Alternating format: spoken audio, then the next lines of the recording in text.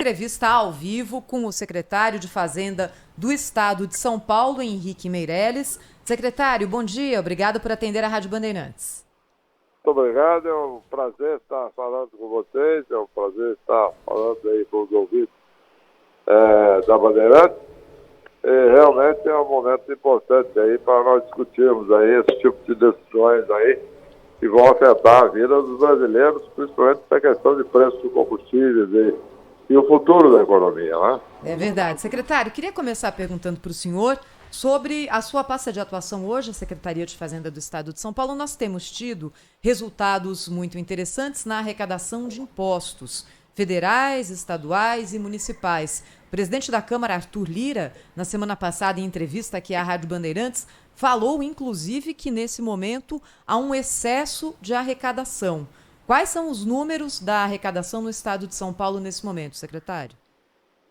Olha, o presidente Arthur Lira está desviando de assunto, né? Ele pega um assunto de responsabilidade do governo federal, que é o preço de combustíveis, e joga esse assunto para os estados e tenta confundir a população, dizendo que está havendo um aumento de arrecadação, não sei o quê, PPP.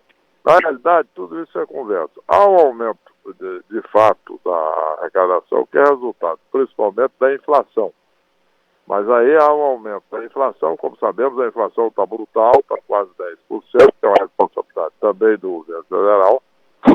E esse aumento da arrecadação é resultado principalmente do aumento da inflação e também do fato de que o Estado de São Paulo fez uma reforma administrativa duríssima o ano passado, cortando privilégios, fechando empresas estatais, etc.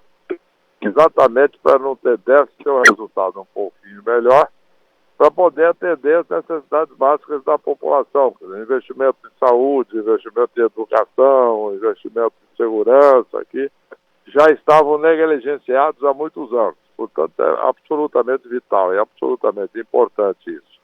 O preço do combustível, na realidade, é resultado, primeiro, de uma definição de preço da Petrobras. Quem define o preço do combustível é a Petrobras, ponto. Baseado no preço, sim, do petróleo internacional, etc., e baseado nas margens de lucro da Petrobras.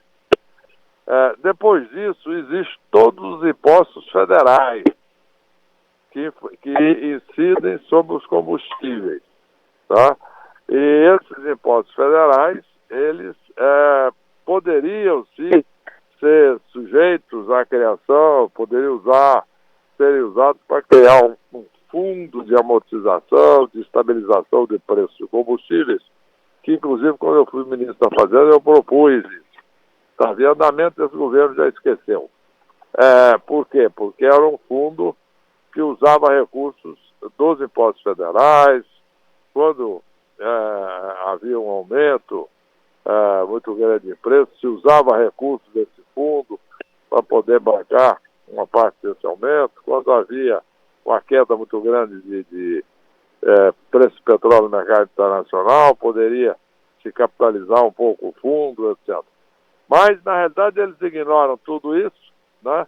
Por quê? Porque querem gastar bilhões agora em emendas parlamentares, etc., em emendas eleitoreiras, agora para a eleição do ano que vem, e tenta desviar esse aumento do combustível, que é o aumento principalmente fixado pela Petrobras, mais que o governo federal também lucra pelos aumentos dos impostos federais, e para poder ter verba para gastar no ano da eleição, distribuir para parlamentares, etc., eles tentam jogar isso para os estados, que é a parte mais frágil do processo. Primeiro, porque o estado não pode emitir título de dúvida dos estados, e segundo, que os estados têm que cumprir as suas funções básicas de educação, de saúde, de segurança e de atendimento às necessidades básicas da população na área social também. Portanto, os estados é que estão na frente do atendimento à população.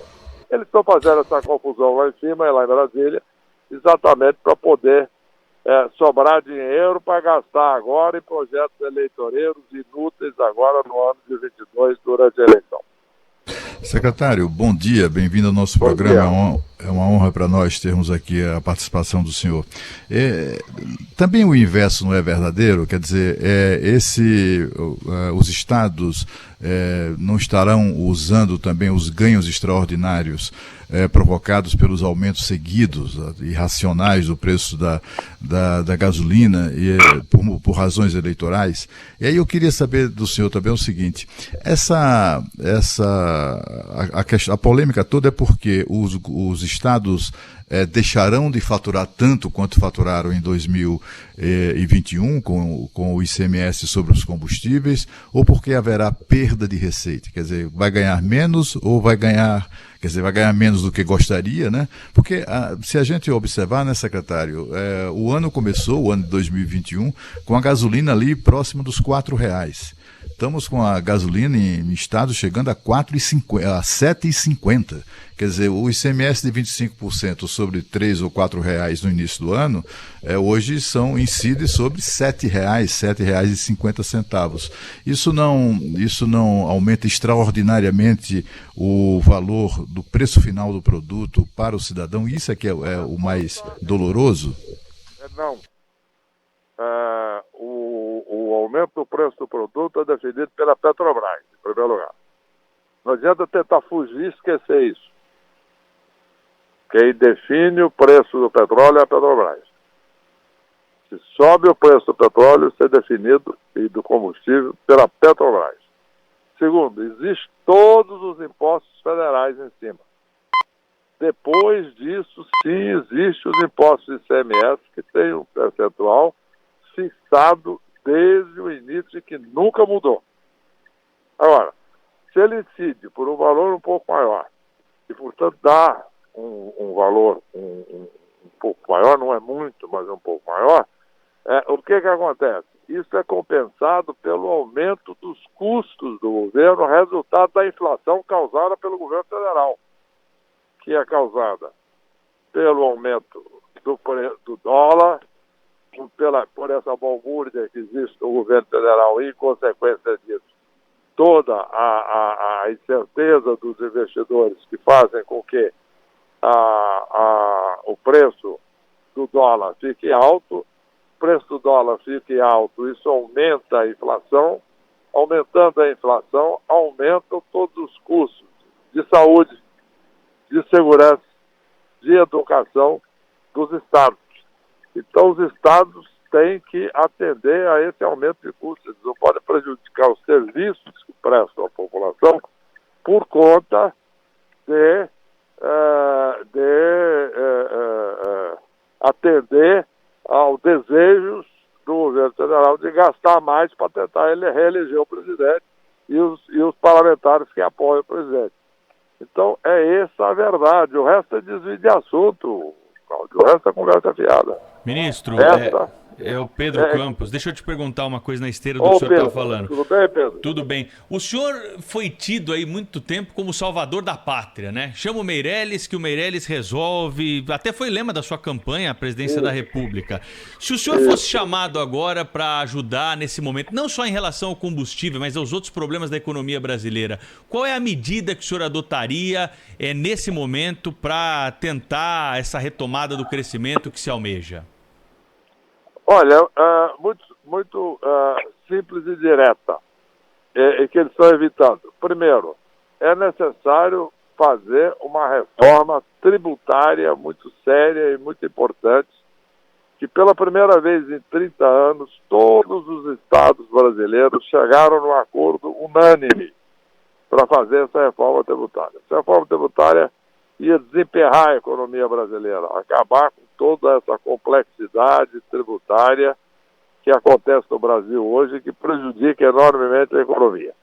Então, isto é que é a questão fundamental. Segundo, nós deveríamos fazer, depois, logo em seguida a tributária, não é essa reforma do imposto de renda aí, que o governo está falando, que isso é só para tentar arrecadar mais. Eu estou falando de uma reforma tributária ampla, cujo projeto está no Congresso Nacional, tem duas emendas condicionais lá, a PEC 110 do Senado e a PEC 45 na Câmara dos Deputados. Pois bem, existe um projeto dos estados que está aditivado a essas duas PECs, que é igual e que resolve todas essas questões. Segundo, deveríamos fazer uma reforma administrativa para diminuir o custo da máquina pública, como fizemos em São Paulo. Senão São Paulo estaria quebrado igual os outros estados. Não está. Né? Porque tem muitos estados, na realidade, que está quebrado aí. Está precisando de auxílio do governo federal, etc., porque não tem condição nem de pagar funcionários. Então, é muito importante que se fizesse isso que São Paulo já fez e que deve ser feito também pelo governo federal. Né? Além disso, existem as chamadas reformas de produtividade, que vão permitir, além dessas reformas que eu mencionei, fazer com que as empresas brasileiras sejam mais competitivas e possam fazer uma abertura maior para o exterior. E tudo isso é possível. Enquanto estava como o senhor está falando, isso tudo depende do parlamento. O governo federal não tem nada que possa ser feito aí pelo ministro da Fazenda? O governo federal tem tudo a ser feito, porque essas iniciativas passam por uma ação de proposta do governo federal, primeiro, e segundo, de uma ação do governo federal de usar toda a sua influência no Congresso, que distribui cargos, partidos, todo esse apoio, por exemplo, que o Centrão dá ao governo federal, usar isso para causa e benefício do país, ao invés de só causa eleitoreira. Tanto que nós aprovamos, enquanto estávamos no governo, enquanto eu era ministro da Fazenda, aprovamos o teto de gastos, uma medida importantíssima, que até hoje está salvando a lavoura, né? Aprovamos a lei das estatais, aprovamos a reforma trabalhista, aprovamos uma série de leis muito importantes. Tudo passa pelo Congresso. Não existe solução mágica lá de uma portaria de um ministro qualquer. Mas para isso, o governo tem que usar o seu papel, a sua força política, a sua liderança, a sua capacidade, e ao invés de ficar tentando aprovar isso que nós estamos falando, aprovar as coisas importantes. O senhor também foi presidente do Banco Central. A política de juros está certa do Banco Central? Vai aumentar ainda mais? O que a gente pode esperar aí para os próximos meses e para o começo do ano que vem? O Banco Central vai ter que aumentar os juros, sim, vai aumentar ainda mais. Isso vai prejudicar até um pouco a atividade econômica. Agora, o problema do Banco Central é que ele está sozinho, né? Porque a política fiscal do governo federal é um problema. Com essa história de dar calote técnico, empregatório, não paga isso, não paga aquilo, vai gastar mais agora em ano eleitoral, tem todos esses projetos que nós estamos vendo aí, de poder viabilizar gastos eleitoreiros e etc.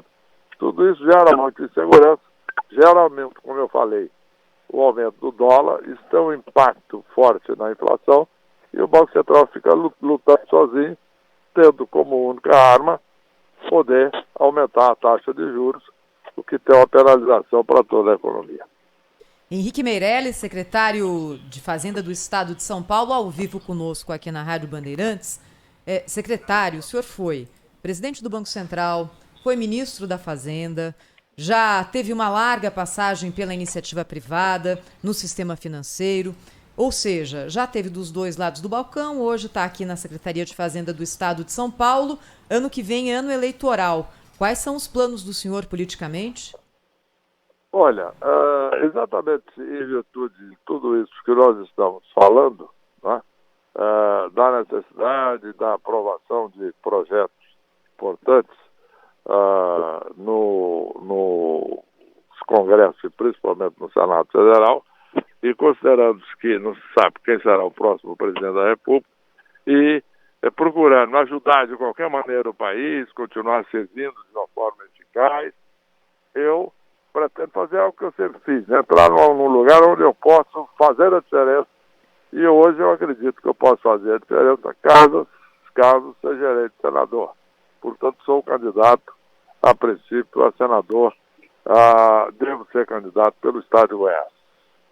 Outro dia perguntaram para o ex-presidente Lula se o senhor poderia ser conselheiro econômico numa eventual nova gestão do PT, agora depois da eleição do ano que vem. Aí o ex-presidente desconversou, disse que era para perguntar para o senhor, que o senhor está no outro lado, mas aí terminou dizendo o seguinte: vamos ver o que vai acontecer. Como o mundo é redondo, a gente pode dar a volta e pode se encontrar outra vez.